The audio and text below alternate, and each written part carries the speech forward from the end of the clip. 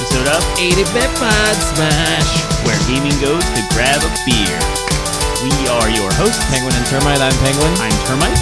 We are a weekly video game podcast smashing together ideas that you care about with video games. Right, tonight we are doing... Our topic for tonight is real-time strategy games. We are doing a deep dive. We haven't done one of these in a while, genre deep dive, so Ritz, we're pulling out... RTS. This is the one we've actually been wanting to do this since our... I've been wanting to do this since our MOBA episode, because this is kind of the good side. Foundational to that whole genre. So, yeah, we're going to be talking about that, and it should be good. Tonight we are Where Gaming Goes to Grab a Beer, so we are drinking something. Oh, my. So, the story. Yeah, why don't you tell the story? Last week, we drank a Beta pecan ale, or pecan ale. Go nuts. It's spelled Frenchly. Yeah, Frenchly. And what happened was Penguin brought over the beer warm early, so we stuck it in the freezer. Yeah, so he said, pop in the freezer. And I was like, sweet, so it'll cool off. And it was fine and that night. That night it was great. I forgot about them. Yep. Kind of, because I was looking for them later and assumed Penguin took them home with him. Yeah. And I was just like, I'll leave them there. And I suppose I didn't even remember, I guess, that you had put them in the freezer. So I was just like, cool, we'll keep them in his fridge. Right. But they weren't in the fridge. And I thought they were with you. So none of us knew they were in the freezer. And so we have frozen beer. Yes. When I discovered this, I could tell the lid was loose and the side of the beer had, the bottle had beer frozen to it. Frozen beer, yep. And so some of the carbonation's gone, and there's clearly a water core of ice in the middle, because alcohol doesn't freeze. They'll be very cold, we'll say that. So they are very cold. We have not tasted these yet, but I assume it's going to be flat beer with a giant ice cube in it, is what we're about to drink. So we're going to take our first sips. I'm going to swish it around a little bit, I've get been as much of that water as possible. Yeah, you want to melt it, in there, but then you're stirring it up, so then you're making it all... It's all good. Let's do it. Here we go. Oh, just flat. That is very flat. Yeah. Okay, I'm not drinking the rest of this. There's no body to that. Bad. Don't freeze your beer, folks. Yep. Don't. Just Still don't. Tastes like a brown ale, but just really watery. Yeah, it's bad. Yeah. Okay, well, that was a fun experiment. I guess some of the beer body for is a good frozen. Story. Yeah. Because I feel like I'm just drinking a lot of liquid water. Yeah. With a little beer taste. Yeah. Huh. But that ice cube in the middle tastes probably beery. pretty good. Yeah. Uh-huh. So that was more for the fun story, I think, than the actual beer drinking. I'm going to keep going with that. Are you? Yeah. All right. Maybe Maybe I will too. Let it melt. We'll just the drink will evolve as the show progresses. Yeah, it was pretty funny because I was just like, "Oh, it's in your freezer," and you're like, that's not good."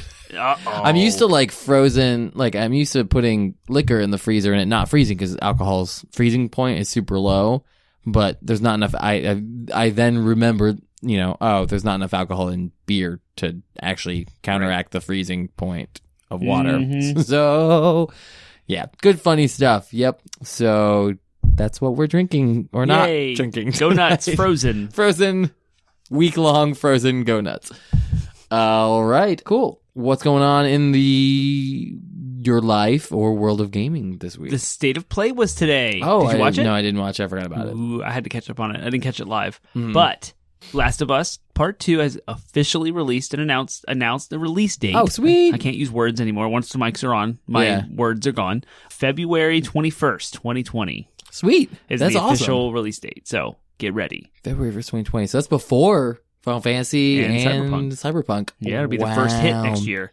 I went to go pre-order it on Amazon, and it wasn't there. It wasn't available yet.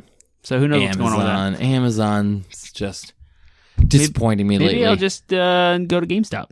Maybe. If they're still around. There might be one left in our area. Who knows by the time things shake up. GameStop was also in the news, but we'll get there. So, Medieval, the remake from the PlayStation 1 game, that's coming out for PS4. There's a demo today. And if you get the demo and play it, you can get an exclusive helmet that will carry over into the main game. So that's cool. If you're into that sort of thing. Yeah. You know why Termite doesn't play demos? Why? Because the play history, one, the demo download stays in your library of owned games. And it's that really annoys obnoxious. me. I've and seen two, that too. if there's any trophy ties to it at all, it's there. But mostly because it's in your list of owned games with all the other betas and demos. And I don't like that clutter. I want to know what games I own. Yes, you can hide it. You can hide it. Oh, you can hide. Gotcha. Yeah, which is... Anyway. So they showed off a limited edition Death Stranding PS4 Pro, which the controller looks awesome. Yeah. That baby module that you see in the game, they that see-through yellow is what the controller is. That's cool. Yeah, and the console itself is white with like blood hand prints on it, but instead of red, it's black. So like black blood hand prints. Pretty cool if you're into that sort of thing. The Spider-Man PS4 Pro is better. There's a new game from Katamari Damacy creator, Kaida Takahashi, called Watam. Watam. I don't know how to pronounce that. It looks pretty fun. I'm just going to go through the things that we care about. Anything goes to Shimmy? No, unfortunately. Man. There's a couple other games. Arise looks amazing. That was a game that I'd never heard of. I didn't know it was there. It kind of looks like Journey. So it looks a little action explorer-y, maybe walking sim, but it's third person, so you see your character move around. It's very artsy. It looks amazing. Okay, it's called cool. Arise, a simple story. So I'm very intrigued. And it says coming soon. So I don't know when that release date is. Civilization 6 is coming to PS4 if you care about that thing. And next month's PSN Plus games for October are MLB The Show 19 and The Last of Us Remastered. So nice. you didn't have those already. Sweet. Get ready. Oh, yeah, heck yeah. I'm going to get Last of Us now. Yeah, I can replay it sometime. Maybe get the platinum. Yeah. Good luck. Oh, is it hard? Yeah. Never mind. Forget So about it. those are kind of the highlights. There's a it. few other games in there that I skipped over, but those are the ones that caught my eye. If you'd have had watched it, you may have had some that caught your eye, but it was a pretty, other than the release I'll go back date. and rewatch it. Yeah. And then the very end, they showed The Last of Us Part 2 trailer. Finally, for the first time ever in all of the preview footage, we saw Ellie run into Joel, and she looks at him and says, "What are you doing here?" And he's like, "You think I was going to let you do this alone?" And we're like, they're back together again. So I don't know if that's a good thing or a bad thing, because Joel's kind of a jerk based on the ending of the first game, which I won't spoil too much. But so who knows how that's going to resolve, but I was really excited to see the two of them on the screen together and have an interaction, and it sounds like they're going to be back together again, and they're going to be co-op buddies, but there's never been any gameplay footage shown with the two of them. This was just a cutscene, so we'll see. All the gameplay footage they've shown is Ellie, if I missed it. You're right. That's all that I've seen, yeah. Yeah, so I'm pumped about Last It'll of Us be now. fun, yeah. Sony's doing well with. They don't have a lot of games to show off, right? Mm-hmm. They have 4, and Last of Us, Death Stranding, Ghost of Tsushima, and Medieval. Yeah. I guess there's another game coming out this year called Concrete Genie that I know nothing about. But with what they have, they're like marketing it well, and they're pacing the announcements and showing off everything. They're doing great. Yeah, and it's the fact that it's coming out before some of the other hits of the year. Is they're getting ahead of it all. Pretty good. Yeah, it's very, very good. Well, it was already rumored to come out this November, but November's packed. Right. Yeah, exactly. It's Doom, too much. Pokemon, Death Stranding. Oh, Doom! I forgot about Doom. Yeah. Yeah. Doom. For whatever reason, I thought Doom was coming out in the summer, but nope, it's not. So cool. All right. There you go. I don't think I have any news. I don't have anything that I've seen. Yeah. How was the beach? Beach is great. Yeah. Although I got sick. No. What'd you do? I don't know. What No happened? one. What kind of sick? Like the second night that we were there, I had fever dreams the entire night. And I woke up. I don't think I had a fever when I woke up, but I definitely I'd had a sore throat the first night, and then I woke up with a cough, feeling achy and weak. That sucks. It was not fun, but I totally just took cough medicine and then powered through because I was determined. We were only actually there for 2 days, so I was determined to have a good time on my vacation, and so I was very tired when I got home. Because I had, it was like a 24-hour cold, so by the time I got home, I felt fine. But I was tired because not only was it vacation doing stuff, but also I was sick. So my body was just yeah. So I was glad in hindsight that I took this extra I took today as well to recover. Yeah. And recuperate, not just from spending time with family and having vacation, but also, fortunately in this case, for being sick. So sweet. Good stuff. Yeah. Yeah. Awesome. All right. Well, now we can move on and do the next segment of our show, which is doing this podcast is our favorite thing. Doing this podcast is our favorite thing. Favorite things. Something that can be as shallow as a really good, evenly popped bag of popcorn. Oh, yeah. Or as meaningful and deep as a meaningful interaction with your child. Yes. Mm-hmm. However you want to do it. Something you're digging this week. Yep. That's weekly. That we want to share with you so that you might be able to find your next favorite thing. Next favorite things. Yes. So my favorite thing, just to piggyback off of what I was just talking about, there's not one single thing from the vacation I can pick as my specific favorite thing because there's so many good things. So I'm just going to say the Outer Banks in general. It's just awesome. Isn't it fun being down there? Yeah. Outer Banks, for those who are unfamiliar with the middle East Coast, is in North Carolina. It is literally, it's like a strip of land that runs parallel to the coast for like the majority of the North Carolina coast. Yep. So between the coast of North Carolina and the Outer Banks is a sound, and it's I think it's called a barrier island. Is it barrier? Is that what it's called? Yeah. Yeah. And so then, so then it's the quote Outer Banks, and it just runs parallel to the coast. So it's a really long barrier island, and there's a lot of different cities that you can go to. They're all things considered, more or less the same. Right. You know what I mean? Yeah. Like they all have the same stuff. There's like a wings or super wings, which Everywhere, is like a trashy beach, like trinkets and stuff. And there's like millions of them. Yeah, and then there's like knockoff wings. There's yeah. other stores too. Like there was a pirate store I took my son to that I got some cheesy car he loved. Exactly. Yeah. And there's always surf shops. There's there's little putt-putt golf places all over the place. Go-karts. Great, but there's also like great restaurants and great like local food stuff. So yeah, I mean, I love the affordability of the beach houses. Like as long as you have a nice big enough group to split the cost, then like you can get a pretty good sized place. Yep. So like I love the affordability of that. I love Duck Donuts. Awesome. We got Duck Donuts from like the original location. It was great. Yeah. Are they any better than here? I don't know. I haven't had them here. But they were great at the beach. You know there's one in Fredericksburg, right? Yeah, I do know there is one. Yeah. But it's not, it's getting them from the original place, OG. And then just, of course, just the beach. The waves there are always awesome. And for those, it's like, for East Coast people, like the Outer Banks is where the Virginians go, because Virginia Beach is where all the like New Yorkers and New England people come to beach vacation. So Virginians are like, no, forget Virginia Beach. We're going to go a little further south to North Carolina, and they always go to the Outer Banks. Yep. So local Virginians go to Outer Banks because Virginia Beach is awful. So there are some good beaches in Virginia Beach. I'm not going to trash it too much, but did you go back to, was it Leviathan Games? No, we didn't have time. Yeah, we gave them shout outs last time. Yeah, it would have been nice to Board visit game shops, because like Kitty Hawk, where we were last year, is like way right south. off the, but it's like right off the actual right bridge. highway. So we actually had to pass through Kitty Hawk to go up to Corolla. I thought Kitty Hawk was south of that. Okay, cool. It is south of it, but we had to right to cross over to Corolla. We had to go across the bridge south of Corolla. That makes sense. It was fun. So yeah, the Outer Banks in general is my favorite thing. Awesome. My favorite thing is the remake of Link's Awakening. Oh yeah, it's freaking amazing.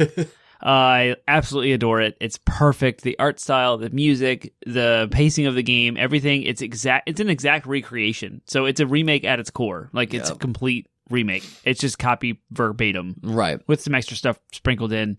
So I have it memorized from my childhood. So I'm just rolling through the early stages. This is the first video game of the Zelda franchise that my 4-year-old is actually interested in. Oh, and wants to such play. A kid looking. It's got to be that. Yeah, it's got the very kid artsy style. And I wonder if he'd like Wind Waker too. Maybe because it looks like a cartoon. Yeah, like that he'd be into. Probably. Yeah, so I just love Link's Awakening. It's fantastic. I got the amiibo that goes with it. It looks just like Link. I posted a picture of it on Instagram. So that's why you're not that much farther in Borderlands than you were when... I haven't sacrificed any Borderlands time for Link's Awakening. Because Link's Awakening I can play around my kids. Yeah. Borderlands I cannot. Yep. And the Switch is portable, so if I'm not home, I can play it out. Whereas with Borderlands, that's my kids are in bed, I have some free time, I'm playing Borderlands. And I've been playing Borderlands mostly in the mornings. I get up a little early. Interesting, yeah. And I get my coffee and my smoothie, and I sit downstairs, and I drink. Pop some Psycho heads off. Yeah. So I get like a half hour to an hour in the morning while I'm eating my breakfast. Fun. Yeah. Well, cool. That's my favorite things. So that brings that I was going to add to. Sorry, I was going to add to my Outer Banks thing. Yeah. My parents got fresh seafood from like a local seafood place and cooked that. Yeah. So good. They made shrimp and tuna steaks, and they were both so good. Yeah, so, just throwing that in there. Good food. Cool. That's favorite things. So that brings us to our next segment, which is DLC.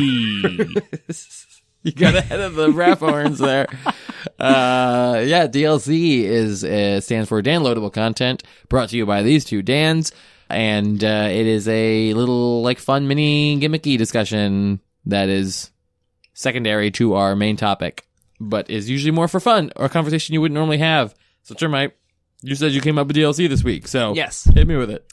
What non-video game franchised content or IP would you want to see represented as an RTS? And I'm going to give you a okay, context because there's one coming out that no one ever expected, and that's the Dark Crystal. Oh, RTS. interesting. Yeah. Because the new show on Netflix, it's an RTS from that show. Like the characters from that show will be in it. Cool. So something along those lines, some IP that you like. What would you want to see represented as an RTS, and how you can give us a little details about how you would make it fun? Okay. Do you have one? No, I just thought of it. Oh, okay.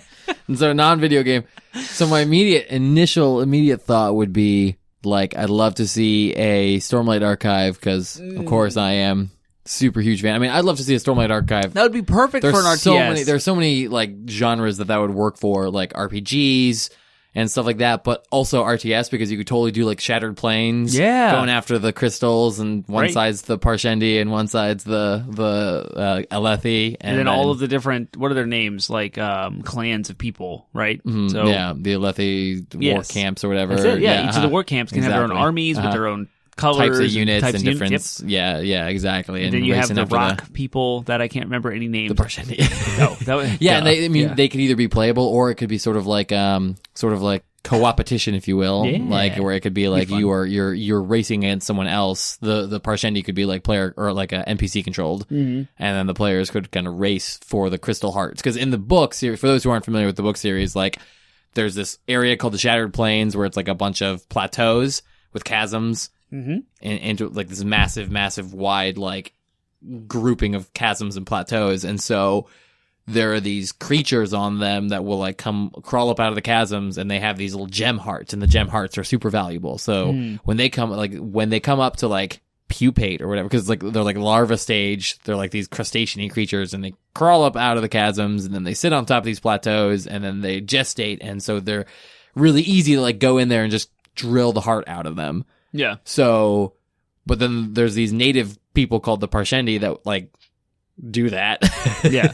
And then there's the Alethi, which are the invading human forces that come in, and they want the gem hearts because they want to get rich. So in the book series, there's all these battles that take place where they're trying to race to get to the gem heart in time before the enemies, and almost always the Parshendi are already there because it's their home area. They're able to navigate it. So you could structure that as the game where you're going after, sweet. and then you can move the units and the troops and all that stuff. So that's my answer. Yeah, I came up with one. Yay, good job. Thanks. I came up with one while you were talking. Great. I think I would like to see a Harry Potter RTS. Interesting.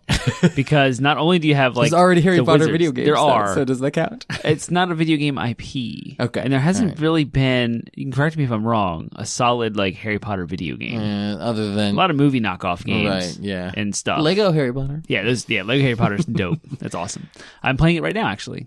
Kind of. It's like my back burner game, which I haven't touched since Borderlands 3. But anyway, an RTS with Harry Potter. So not only do you have the humans, but you have the 4 houses of Hogwarts. Right, yeah. And they can each have their own flavor of troops to manage. But then you also have the creatures. So you could have all the different armies. Like you could have just a whole army of creatures. Right. And they have all their subtypes. It'd be awesome if it kind of took place before like the...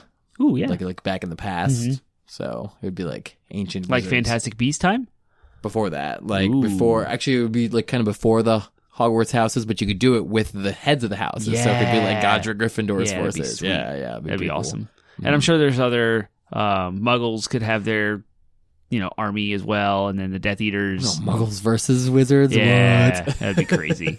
All kind of crazy shenanigans could happen. I've always loved the thought experiment with the Harry Potter universe, where don't get me wrong, wizards are powerful, but like no wizard spell could ever stand up to a satellite-launched nuclear warhead. Yeah. It's like Muggle technology far surpasses what the wizards are capable of based on what J.K. Rowling has like demonstrated with their magic. Expelliarmus. Then the warhead just is a dud. Right. Or even like a bullet fired out of a gun would be faster. Yeah. Like especially from like a sniper. There's no way you'd be able to protect against it. So it's always funny. Gunpowder versus some now, spells. granted, like if we're talking about 200 years before the events of Harry Potter, then maybe the wizard magic would outpace the technology at the time. But in the actual canonical Harry Potter universe, it's like, no.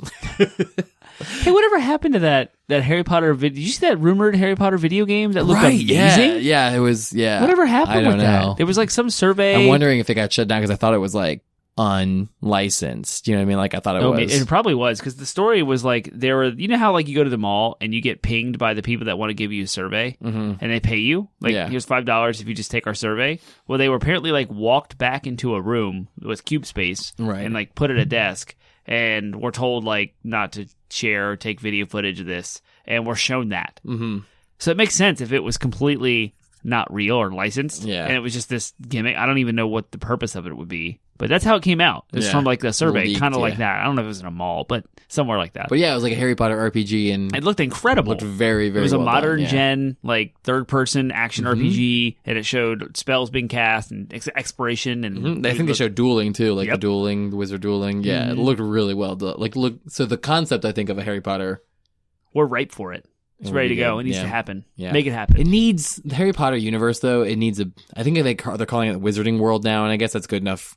But like, the unfortunate thing was the books being labeled Harry Potter, like very limiting when you think about it, like, because Star Wars universe, you know what I mean? Like, that could be anything. It doesn't have to be. It's not like it was called Luke Skywalker and the. Well, they are and the New Hope, calling the 9 movies that we're going to get the Skywalker saga. Right, which is fine, but that's in hindsight. Star Wars from the get-go has always had a bigger universe to work with. Same thing with Lord of the Rings and all that stuff. Yeah. But the fact that it's Harry Potter and the blah blah blah. It's like, well, well, then the Fantastic how do you then call Beasts stuff and well, I think, like I said, they're calling it the Wizarding World, so I think they're trying to expand it a little bit, right? They need a little help. They're trying to. She's trying to, or whoever I guess who owns the rights to it. I guess it's still J.K. Rowling, but she's trying to like lay the foundation for a possible universe of stories, which is good because it's big enough for it. She needs more money. She does. That's all. She needs her third gold-plated jet. You know what I mean? So. Yep. All right. Well, cool. That's the DLC. We totally digressed there, by the way. We did. But fun. Cool. DLC. It's all about DLC, right? Me. Meow, meow, meow, meow. It always just sounds like drunk cat sounds. So whatever. Drunk cat it's all sounds. Good. All right. Cool. So we are talking about RTSs, and we're doing a deep dive. So we have kind of it's for those who have maybe never heard of deep dive before. We do kind of this sort of static set of questions for each of our deep dives where we really kind of explore a genre of video games. But we apply the same kind of, the reason we do the same questions is because we apply the same kind of analysis to each one. So it's the same. So yes, this will be very similar to the last one we did was platform games, I think. Yeah. And that was like 10 episodes ago. So yes. So we always start with what do we mean by RTS? We have already said it, but what is RTS and how does it differ from other strategy games? Did you say real-time strategy already? Yeah, I think so. I think I said it. I think I said, we were talking about real-time strategy games. That's RTS. No one calls it Ritz. I was being dumb. Real-time strategy. It is in contrast to turn-based strategy, which is the other kind of major type of strategy video game, which is turn-based. The differences at least to me, they sound pretty self-evident, but we'll explain them anyway. So turn-based strategy is Termite and I are playing against each other, and I do my allotted set of movements, and then there's a pause in the action available to me while he does his determined set of movements. Very Dungeons and Dragons based. Back and forth. It's almost like, we talked about turn-based combat in JRPGs and stuff like that. It's very much like that. Each player or unit or whatever takes a turn, and while it's not your turn, you have to wait for the other to take a turn. Real-time strategy is everyone's doing all of their stuff at the same time. Yeah. So it's a little bit faster paced. And a lot of bit faster paced. It's a lot of it faster paced and results in a whole different set of skills and a whole different kind of strategy. But it's still strategy.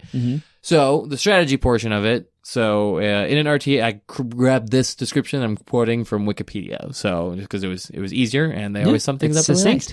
So in an RTS, the participants position and maneuver units and structures under their control to secure areas of a map and/or destroy their opponent's assets. In a typical RTS, it is possible to create additional units and structures during the course of the game. This is generally limited by a requirement to expend accumulated resources.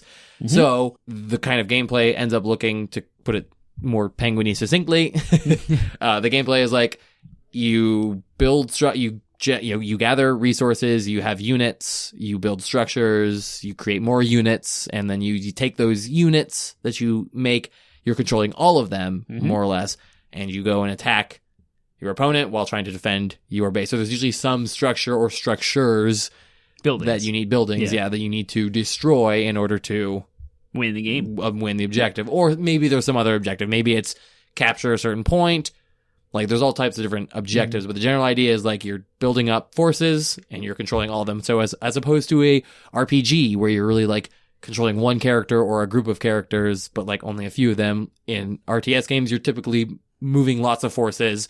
You usually have some kind of split attention. It's a process we call micromanagement, where you're trying to do multiple things at once. Exactly. Yep. So, and I had a thought. It's definitely centered around the resource gathering portion. That's very much like, resource management. That's where it binds you. Your entire pace of everything is bound by a resource. It usually looks like armies versus armies. So you're creating, and there's always a paper, rock, scissor kind of model with what units overpower other units and what defenses defend against other units. And sometimes it's more complicated than that, but more or less it's like you have... Those are the two kind of ranged, it reminds me a lot of, it's the foundation for a lot of things that we'll talk about, but there's like ranged characters or ranged units are like weaker, but they can attack from a range, so you can maneuver them certain ways, whereas there are melee units, which are typically cheaper, but they have to close the distance, so they're limited by that. And then there's often air units, like in the air units can't be attacked by the melee units, but they can be attacked by the ranged units, and it's just like... So there's all kinds of, there's heavies, which are slow, take a lot of resources to build, and so you may not get them, but they're really powerful when you do get them, and all kinds of stuff. Oh, so, yeah. And then there's different, like, end games, early games, like rushes, and there's different strategies in play. Right. So lots of strategy. Yeah, is what I want to highlight. Yep. Yes, exactly. Lots of strategy. Right. It is a game, ideally a real-time strategy game. The skill of it comes from not only your ability to actually execute maneuvers, but to imagine maneuvers and come up with strategies. They are often, in most real-time strategy games, though they have single-player components, they are often also multiplayer games. Also, it is a very PC-dominated genre, because in most cases, you are pointing and clicking. Mouse is always easier to do that maneuvering with than a controller. Highlighting certain troops and then managing all the different resources, being able to tab between them all. You need all the keyboard buttons to do all the shortcuts to to be faster. Yeah, I can't imagine playing most RTS games that I've played. I can't imagine playing them with a controller. Controllers are fine for first-person shooters and stuff like that, and even most RPGs. But man, RTS games are dominated by PC.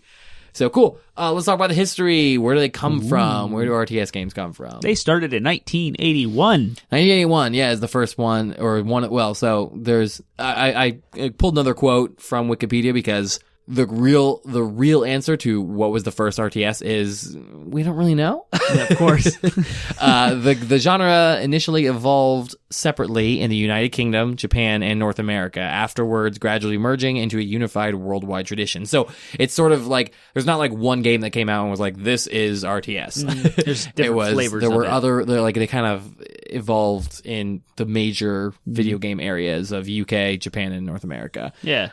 Utopia is a game from 1981, which it was like the first to include like real-time elements. So it was kind of but people describe it more like Sim City. So it wasn't quite the like armies maneuvering. Yeah. But it was kind of, it had turn-based too, but it was like turn-based actions that had like real-time consequences. Okay. So like things were still happening in real time, but like you were still, the actions were still turn-based. Yeah. So that's why it's not, some people are like, Herzog's Why, we talked about this in our MOBA episode. Yeah. We talked about Herzog's Why? We did. That's a Sega Genesis game. Yeah. It came out in 1989, and it had a lot of those. I honestly didn't like look into it, but I remember we talked about it in MOBAs because it was one of those foundational games. Yeah, it had to split RTSs. screen multiplayer for the first time. And Yep. Dune 2 was the first game to actually be marketed as real-time strategy, and it came out in 1992. Is that based in the Dune universe, like the book Dune? I don't actually know. The movies? I didn't look it up. Okay. I just looked up that it. I was like kind of reading through and being like, oh, okay, Dune 2. Yeah. I'm not quite sure what Dune is. So there was two big companies back then, Westwood and Blizzard. So Dune 2 is actually made by Westwood. Yeah. And they would go on later to create Command and Conquer and stuff, which we'll talk about. Well, and they would, Dune 2 would serve as the inspiration for 1994's Warcraft 1, which was Orcs Blizzard. and Human, which is Blizzard. Yep. Yeah. Warcraft I know they said that it was one of the things that was remarkable about Warcraft at the time was it was the first game to like create a like universe beyond just militaries fighting each other. You know Right, what I mean? because It it was, used farms and castles. Like it implied there were civilians and involved. it would have and peasants. text story, whereas like it was contextualizing what you were doing. So kind of the first game to really kind of create a campaign that was more than just like ascending difficulty, and difficult strategies. It was like, oh, you have a reason for being here. You're attacking the Dark Portal or whatever. You know what I mean? So you're pushing back the orc forces and blah blah blah blah. Yeah. So it was giving context to and creating a world around and a story around the real time strategy games. So that's kind of what put Warcraft on the map. And it was good. Yeah, It was really good for Warcraft, its time. Yeah. 1994. I was 4 years old when that game came out. Wow. You're a baby. Yep. 4 or 5, depends on what point in the year. Yeah. But followed in 1995, as you were hinting at, was Command and Conquer. And then in the same year, Warcraft 2 came out, expanding upon the first game, adding things like boats and stuff like that. So adding a whole naval component. Yep. A whole new resource, all that fun stuff. That was fun. Generally expanding upon it. And it was actually, if I remember correctly, a pretty significant graphical Yes. leap too. But still, we're still also talking here kind of 2D, isometric. Very the isometric yep. idea of like cheating and making you think it's 3D, but still very, very basic. You know, Warcraft 1 was very pixelated. Warcraft 2 was a little crisper, but looked more like a cartoon, but still very much 2D. Yep. 1997, they would start to make that leap into 3D with a game called Total Annihilation. And this game was the first one to really emphasize macro and micromanagement of your units. Yeah. 1997 would also see Age of Empires come out afterwards. Legendary. Yep. And just became very popular. Yep. Microsoft published that one. Total Annihilation would sort of serve as a inspiration for the, Age of Empires. Total Annihilation started the idea of micromanagement. Age of Empires popularized it for sure. Yeah. And then 1998, we saw closing out that decade, we would see StarCraft 1. Legendary. Which just worldwide. lit the world on fire. Yeah. I mean, it was... Esports. Yep, exactly. I was going to say, we will talk about the impact that real-time strategy games have had on the gaming industry. And the impact they had with StarCraft. StarCraft came about and lit the world on fire, became a worldwide phenomenon, arguably more popular internationally than even in the United States. And it's popular in the United States. Right. I knew people all the way up through the late 2000s who were still playing StarCraft. Oh, they're still alive now. Yep, exactly. Yep. So, all right. We would see sort of a more popularized jump to 3D in the 2000s with Warcraft 3 and Age of Mythology, both in 2002. And then we didn't really see much change in the genre until... Yeah, there was a whole bunch of other ones other than that. Until, there's plenty of things, but then the kind of next major leap would be the fact that, like, MOBAs emerged out of it. So, other than that, like, we haven't really seen much change to the genre and much notable evolution. Right. Even in the last 15 years. So, and that's not necessarily a bad thing, so we'll get to that. All right, cool. What are your favorite RTS games? I personally started with Warcraft 2. And then I absolutely adored and played the mess out of Warcraft 3. That was my first, I sunk my teeth in. I dabbled with StarCraft. I loved it. I dabbled with Warcraft 2 and I loved it. But Warcraft 3, I spent way too much time playing. That would be... I was online, grinding round after round, trying to optimize my builds and how fast I was doing all my runs and what units I would use. I loved Warcraft 3. It was 4 versus 4 for the first time for Warcraft. Yes. And 4 versus 4 versus... Yeah, it was 4. You could have up to 8 players total, but 4 versus 4. Instead of 2v2v2. I don't know. Maybe it wasn't the first. Maybe StarCraft did it too. But maybe. With Warcraft 3, it was just something that was about it. It was perfect. It was fun. This campaign was amazing. Voice acting and 3D cinematics and all this crazy stuff. It laid the foundation for World of Warcraft. I'm very excited about the Reforged coming out this year. Yep. It'll actually make me play my PC again.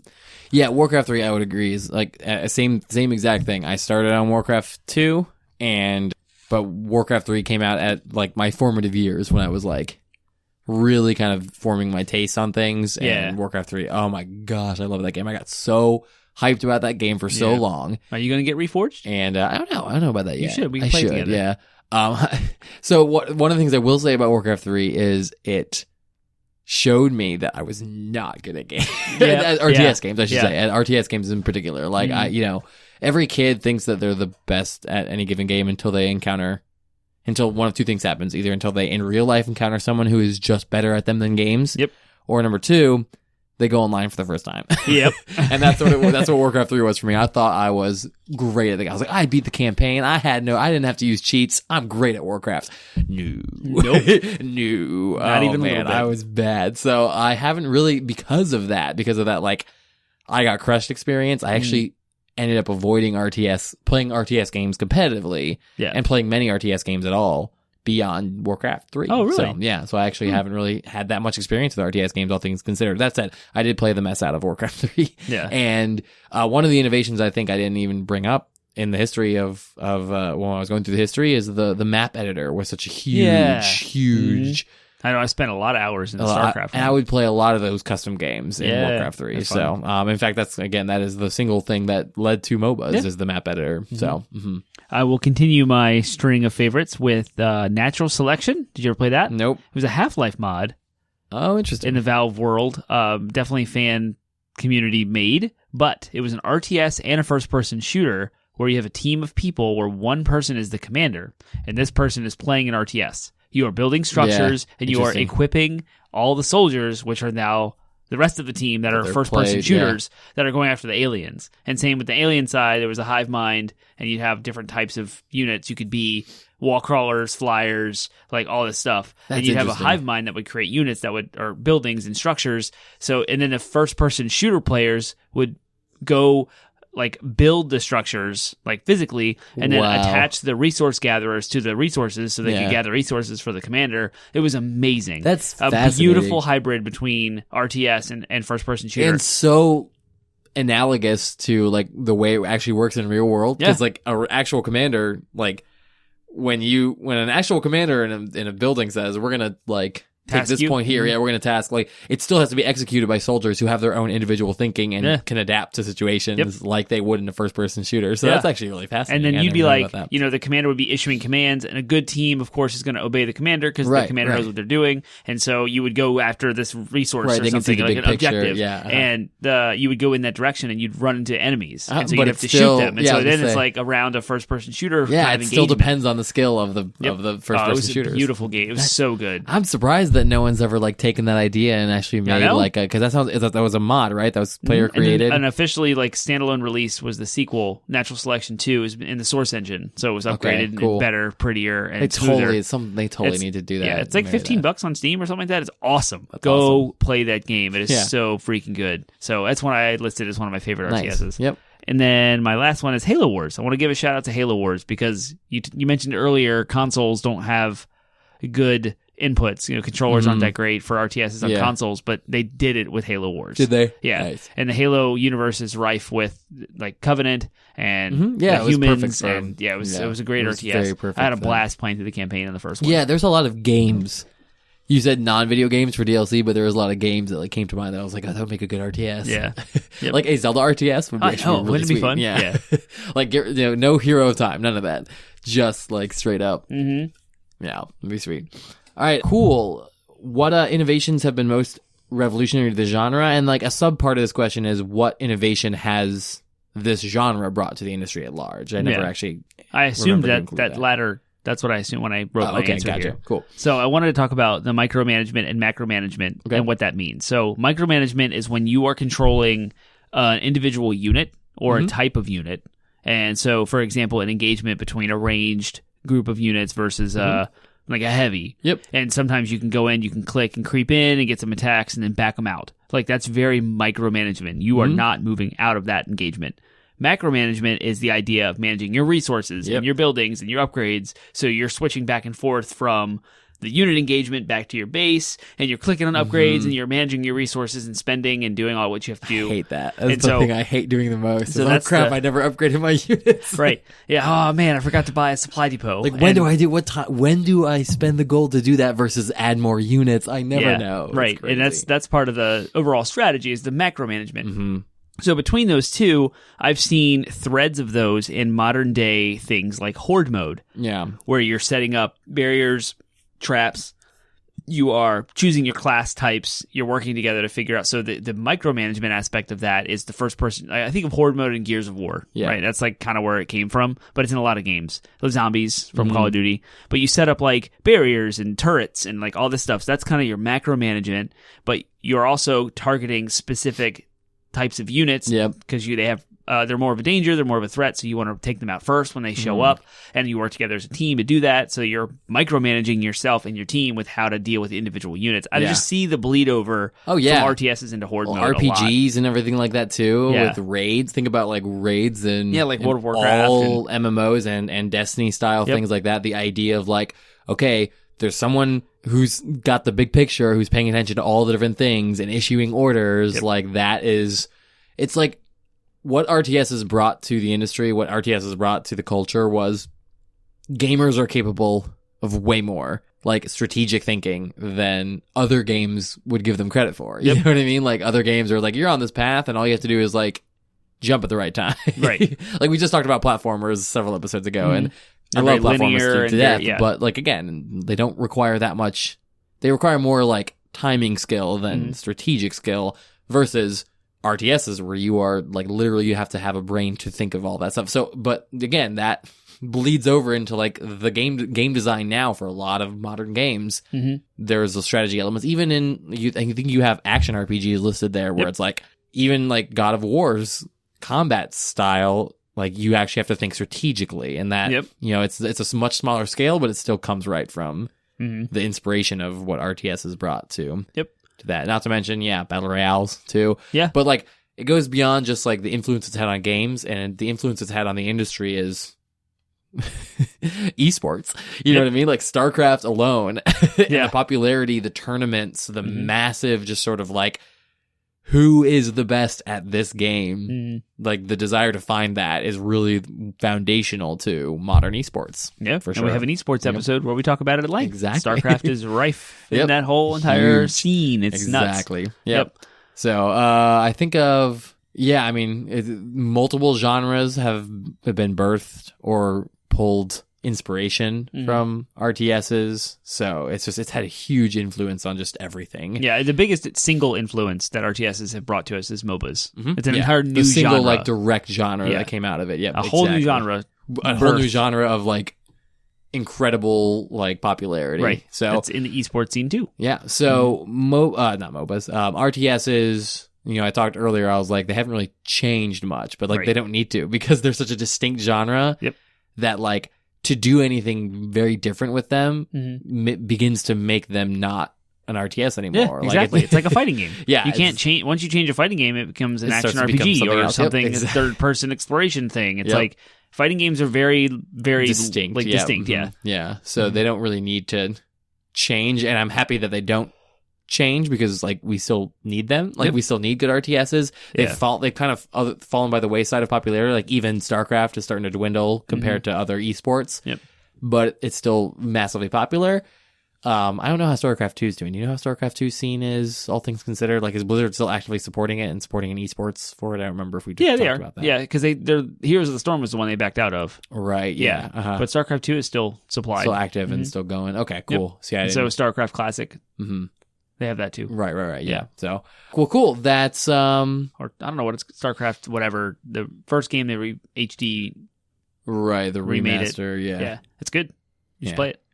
I'm so bad. It's like I've played StarCraft like once, thinking that it would be like Warcraft. And quickly realized it's so much faster paced. Yeah, it is. Like all the micromanagement and everything, macro management that I hated in Warcraft was like times 4 in StarCraft, and I'm just like, I don't know any of this stuff. I have such a hard time with StarCraft. But so I think, I don't know, is there any other innovations you can think of and how it's been revolutionary? No, I just wish that there'd be more natural selection type modern games where you have the hybrid. I do want to see RTSs. I don't know. I feel like there's still a leap that can be made, and maybe that's maybe it's exactly what you're talking about. I would like to see another like massively popular RTS come out, but let's move on to pros and cons, because maybe we can hit on why they've started to fall by the wayside of popularity. So pros of RTSs is as we were hitting on earlier, it has allowed players to expand like what they're capable of, I guess, or to prove what they're capable of, because these games are incredibly complicated. And I mean, if you were to get a kid to be really good at an RTS game, like they would be a really smart kid. You know what I mean? It teaches incredible skills about resource management, strategic maneuvering. Like RTSs are the kind of games they use to train commanders in the military. It's like Ender's Game. Yeah, exactly, because that's exactly what it is. It's like that's exactly what you're doing in the game. It's like commanding an army. Ender's Game is a really good book. Yeah. That could be a good RTS. It would be amazing. There's an RTS in it. It is. The game itself is That's an RTS, crazy. Yeah. It's about the movie stuff's about RTS. Yeah, they're all things considered probably really, they're probably not really easy games to balance, but the basics of like programming and making the game, you could probably get them out pretty quickly. In fact, we're starting to see a lot of RTSs come to mobile devices because they're being cheapened though. They are, unfortunately. It is an unfortunate side effect, but I could see if, mobile gaming begins to get more popular, maybe RTSs could shine a and begin to, if we get to actually finally get some like legitimate mobile gaming, RTSs would shine there, because I can't imagine touchscreen is that much different than clicking with a mouse and keyboard when it comes to actually the management of it. In fact, I could see a world where touching a screen, it might actually be better for Could RTSs. be, especially if you had more than one screen to touch. Mm-hmm. Yeah. Ooh, multiple cell phones. Yeah. That'd be nuts. It makes me start to think, or if you have like a projector. Oh my gosh. If Iron Man? Or like, I was going to say Minority Report, which was the one that where you're just like, hologram technology would be sweet. Yeah. There's a lot of pros with RTSs. They're fun. Mm-hmm. They're just good games. Like, they happen in rounds, so you can commit to a round. Right. Even the campaign is like a round each level. So they're not like these long exploratory type of games. Yeah. They're not. They can be done like 30 minutes to an hour. Yeah, it depends on the game. Depending right? on the game. Some are faster or not. Mission or, Yep. So you can jump in, have a good experience, and bounce. That's kind of cool. And they're just super fun to exercise that area of your brain that doesn't get exercised very often in other facets of life. Yeah. So you have a lot of micromanagement stuff. And like you said, it has a lot of skills that overlay to real life. Mm-hmm. So if you're good at them, you're good at life. Maybe. Maybe. Yeah, there's a place for you. Someone will want to hire you for your skills. Mm-hmm. Cool. Cons. Let's hit cons. There's a bunch of cons. There's a bunch of cons, yeah. There is a high skill curve. And it's a time sink. And I spelled sync wrong. I spelled like synchronization. I meant to say sync as in a hole. Like a sink, like wash it down the drain. Yep. Super high skill curve. Mm-hmm. These games require you to, in order to be good at them, you have to memorize all assets of the game, all of it, every avenue. So with StarCraft, there's 3 different races. Mm-hmm. You have to know what all 3 races can do and what their potentials are, and how to look out for what the players are doing. You have to know what their structures are. You have to know how much. The best players will know how much damage each individual unit does, what each individual unit does upgraded, and they'll know how much it costs, because you need to be able to do that. Like, I need to cut off their supply of blank because it costs this much for them to upgrade or build this thing. Yeah, and then to compete on the like abs, not only is like the knowledge cap super high. To compete at the highest level, you have to have every single advantage. You have to have the best equipment, because the games are so fast paced. That's the real time portion of it. They're so fast paced that every single time advantage you can get, even down to the clicks of each mouse and the ability to click fast, and tab fast. Like, so you have to have good equipment. Like, the competitive scene on these games is so massively because you're trying to get every 10th of a second out of it. Exactly. And so APM, I put on our notes, actions per minute. Is a thing. It's a metric that is tracked. And StarCraft 2, when it came out, actually tracks your actions per minute with each game internally, because it used to be a thing that was a third-party tool installed to like track it. But no, it's actually a thing. It's like, what's your APM? What's my APM? Well, that's how you can actually categorize people. Oh, this league is this APM. This league is... because you're more likely to, succeed and beat someone if your APM is high. Which leads into my next point. Better dexterity can actually beat out actual strategy. Exactly. That was a big criticism of... Yeah. Now, in my mind, I think... because I read that criticism too, and my only counter argument to that... I understand it, but my only counter argument is like... Yeah, in the real world, that same thing happens. Yeah. If you beat someone, if your troops are faster, if your soldiers are better trained and faster and stronger and eat better, they're going to also win. That's part of strategy is that ability to actually be physically better than someone. Now, granted, sometimes it is actually physically better. Sometimes it is like I said, the equipment earlier. But all things equal, in a tournament, presumably in a tournament situation, you would have the players would be using the same hardware, roughly. Yeah. So, but that's where it gets, and we talked about this in our esports episode, that's where it gets into this weird zone where it's like, yeah, there is actually a physical component to this. Like, someone who's eating healthy and well rested and like who exercises is going to have just if they have that much of an edge over the other person, like they'll beat them. There's a physical component, and they're alert and they're awake. Exactly. And they're here. Yeah. So with RTSs, I think almost more than maybe only second to like first person shooters, that like mental physical acuity is still a component. Fighting games probably have that too. Oh yeah, This is why they're esport categories. Exactly. Or esport genres. Yeah.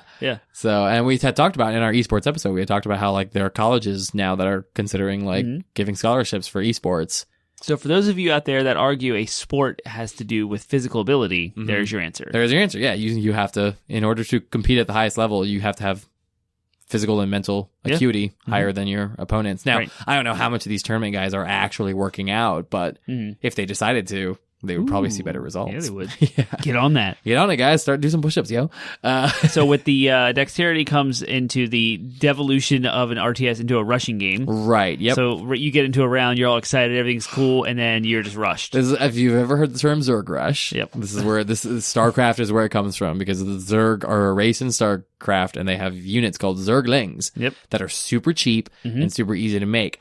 And you can get them out early. And they were unbalanced they weren't balanced for very long. Blizzard had not like nerfed them for a very long time. So most StarCraft games in the early years were Zerg, like it devolved into Zerg rushing. Who could build the most Zerglings the quickest? So it'd be like, here's 8 people playing each other. They're all Zerg, and they're all going to Zerg rush. Yeah. Who's the first one to get out the game? I remember Warcraft 3 had their equivalent to Zerg rushing too, which was the ghouls, I think, the undead that were super cheap and super easy to make. And so if you're playing against an undead person, you're sitting there being like, I just got my mod set up, and I'm super happy. And then, and you're like, crap. And then you lose and you die, and it sucks. Oh, man. I used to remember trying to get riflemen out as early as I possibly could, because they were super strong. Yeah. And I won so many games with just footmen and riflemen. Just getting footmen and riflemen out, Yep. Yeah, I don't remember I don't even actually know what the strategy to counter a Zerg Rush is now. I mean, did they just nerf it to the point where it was no longer effective? I don't remember. You close off the front of your gate, because each of the starting areas had a choke for like where they could come in at. So you close that off. If you're Terran, you'd use bunkers, or if you're Protoss, you'd use the photon cannons,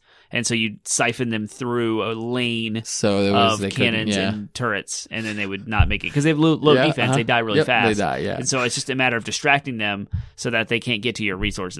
And so you'd also put a bunker next to your main command center, and you'd have someone shooting the Zerglings as they came in to try and kill your right. I'm assuming though that Blizzard had to like nerf the Zerglings to the point where the timing would work out where you could actually counter it fast enough. I guess so. I don't know. Yeah, because I feel like early and it was like you couldn't even get that setup done before you were swarmed with Zerglings. Yeah. So, yes, but rushing is a big major criticism, because ideally you want to imagine, it's kind of like what you see in other esports communities, where it's like in Overwatch, what people want to see when they're watching the game is they want to see an exciting close match. That's the same with any sport. Like you want the Super Bowl to be an actual game where it's super close. Yeah. But like in Overwatch, the big criticism right now is, which again is a game directly in the line of RTSs. It's this game that involves strategy. The big criticism is like, oh, we only ever see the same type of matchup, and it's always this kind of like back and forth, just kind of giving like battle of attrition, where one side just sort of eventually just kind of wins out because they did the same 5 actions better than the other team, you know what I mean? As opposed to this like, we got one person coming over here and like, and they like dodge under and then they take out the healer and then they zip out. It's so exciting. That's what people want to see when they're watching. So I imagine the same is true with RTS. Like you want to see like, oh man, he brought in had enough time to like build up the heavy ship, and then he brought the heavy ship in and it blew up the enemies, and it was so cool. And then in the meantime, he was doing this other stuff. Like that's the match you want to see. So when the match just ends like that because you got Zerg rushed, it's kind of boring. Yeah, exactly. So that's one of the criticisms is like what you want to see is this. You want to see all the units being used. You want to see all the rock paper scissors things happening, and you want to see like that testament of like a nice, well thought out strategy employed and executed, as opposed to the same 3 strategies over and over again. Like, he built towers here, he built these cheap units here, he sent them there, boom, it's over. Like the predictability is what makes it less interesting, but it's super hard to balance. Yeah, it is. So that's another con, is these games become super hard to balance. Like, I think of all the balancing that goes into like PvP and RPGs or first person shooters, like that all started, all of those troubles started with RTSs, because again, we would see these, this one particular unit, super cheap to make in comparison, and is super strong, overly strong for what they are worth. Yep. Therefore, they either have to be nerfed or other units have to be buffed. Developers were dealing with that in RTSs long before it came over to any other a seemingly infinite amount of permutations of the combinations of types of units you can put against each other. Yep. Of what you have, what you're fighting, and what you're using for your defense. And players are always going to find the most efficient and best thing to do, and they're going to find it way quicker than testers and developers. Yeah, exactly. So it's always going to be a matter of, you need to nerf this. You need to nerf this now. Yep. Because, so I imagine that balancing act, again, like I said, it was happening in RTSs long before it came to any other genre. Yeah. Now it's just something that's common in almost every multiplayer game. You need to nerf this. You need to buff this. Right. But it was happening in RTSs first. Yep. So, cool. Well, now we come to our last question. What would you like to see from RTSs going forward? VR. VR. Like literally VR. No, you would? Like you actually have like you said earlier with the command. Right. And you're using your hands and you can see the whole map by looking at it, like look down on the map. Yeah. And then like maybe you can click on them and you fast travel to that point and do your micromanaging of your units from a top-down perspective, but you don't have to constantly look down. You can just kind of look ahead of you at a screen. It's like all your buttons are on. I mean, that'd be fun. Yeah, you talk about like I think so. The actual human interaction with the game and removing the keyboard and mouse constraints would be nuts. Yeah. Because then you just have everything and you just, I'm flailing my hands around like a madman right now. Well, I think, and what brings to your point, and something I was talking about earlier, is like RTS games in the iterations that we've seen in the past like 3 decades. Aren't really that, compared to other genres, aren't really that interesting to watch. A game of Overwatch is going to be more interesting to watch than a game of StarCraft. Yeah. Unless you're an enthusiast. But like for the average, when you're talking about esports, you're not trying to go for the enthusiast. You're trying to get the people, the casual observers. Right. You want to put it on a bar and let everyone exactly. What is that? That's cool. And watch it. Yeah, exactly. And you can do that with Smash. You can do that with Overwatch. You can do that with even League of Legends is more interesting to watch in a lot of regards. So I think that we need to see RTSs. I think that would be the next leap and jump for RTSs, to bring them into kind of back into the fold of games to be into. And the way they could do it is, when Stadia was showing off their thing, where they were showing off how like one person could be doing one thing while like their team members could be seeing another thing. I think you can kind of do that from like a spectator mode, like enhancing the spectator's experience of like the players actually seeing and doing one thing, but the spectators are only shown certain things. Yes. And so you could almost curate the viewing experience and show off different aspects of the strategy as it's unfolding. Yeah, that's a completely different screen from what the players are and like seeing. you can still say you can still see stats and stuff like displayed on the screen, like how much gold does this person have, what upgrades are they pursuing at any given moment. The Twitch extensions with Borderlands 3, where you can see a player's gear and build loadout, like the skill tree loadout completely without the player even knowing you're looking at it. Yeah, but the actual thing you're seeing, the actual gameplay you're seeing, is just the actual engagements that are happening in any given moment. Movements, they could like flash over to like cut over to movements, like, oh, this particular group of units is moving, will they make it in time to, and then having announcers talk through it. Like it could be they could be really interesting viewing experiences, but they just haven't seen a game that has done that. I mean, you think about like a football game, the stuff that you watch on TV, the players don't see any of that stuff. There are these cool like replays that show the trajectory of the ball, exactly where it's going to go, and like all these stats with the players and like probability that it's even going to go there, and like what the playbook is and what the coach is trying to do. Like you have such a good oversight view that the players themselves don't have, and if you're a spectator live, you also don't have. So yeah, that would be a perfect evolution of RTSs, is to get that stadium experience, which is what Stadia is named after. Yeah, and funnily I think, enough, and I think through RTSs, and I think all these things where it's like they need to, and I think this goes for like any game with PvP. We had an episode of PvP versus PvE. I think that we need to expand the definition of what's fair to make more interesting strategies. And what I mean by that is like with Smash, it's like, okay, these are the approved maps because these are the ones that we consider most fair. Yep. If players were to be like, well, there's a whole new set of skills if you use this set of maps. You know, there's a whole different set of skills involved with avoiding certain obstacles and whatnot. So, like, creating a different league, like, with that is where... So, what that would do for real-time strategy is it would force, depending on what map, you know, you might be farther away from your opponent in this map. So, you'd have to adjust your strategy because, hey, a rush wouldn't work here because it would take too long for the units to get there. They would have built up a defense by then, and you'd see multiple different points of entry, so you can't just choke out one. Exactly. So, like, mixing up, as opposed to, like, it has to be these 4 fair maps or whatever. It's like, no, like, make it wildly different with each one, forcing them to. Maybe they won't, maybe it completely randomly generates with some guidelines in place, like don't spawn them right next to each other, but like wildly different terrain each time. I think of like the Hunger Games, which is another one that would maybe make another book series that make a great RTS game, which is like where the players or the competitors wouldn't know what the landscape was like until they were like spawned in. So I think that same thing where it's like, like you might be on a cliff, which changes. You have to build air units a lot quicker or stuff like that. So that'd be fun. Because in real military engagements, they don't really necessarily know what the terrain is. That's true. Yeah, we do. We have satellite imagery and intel, and All right. Well, cool. We want to hear from you. What do you love about RTSs? Do you love RTSs? Are you like Penguin, where your brain does not work well and therefore does not? You have avoided RTSs most of your life, even though you have a deep appreciation for the genre. Do you appreciate it? Do you not appreciate it? We want to hear what you think about RTSs. Are there any particular RTS games that we didn't talk about that you absolutely love and want us to talk about?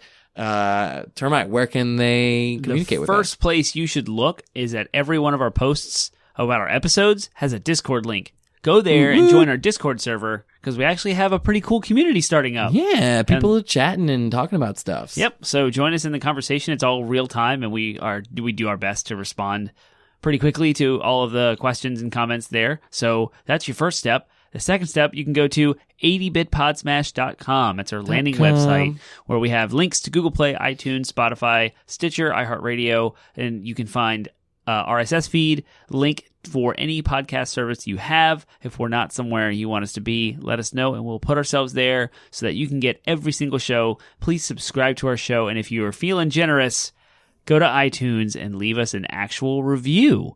Whoa! An actual review. Do that. It'd be great, because it helps us. It helps the curation algorithms and bubble us up to the top. So do that.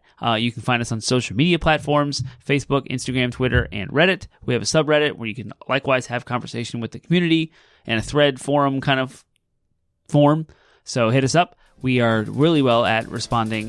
We're really good at responding to everyone there. So hit us up. Thoughts, comments, questions, concerns, topic ideas, questions, all of the above. Random musings. Yes.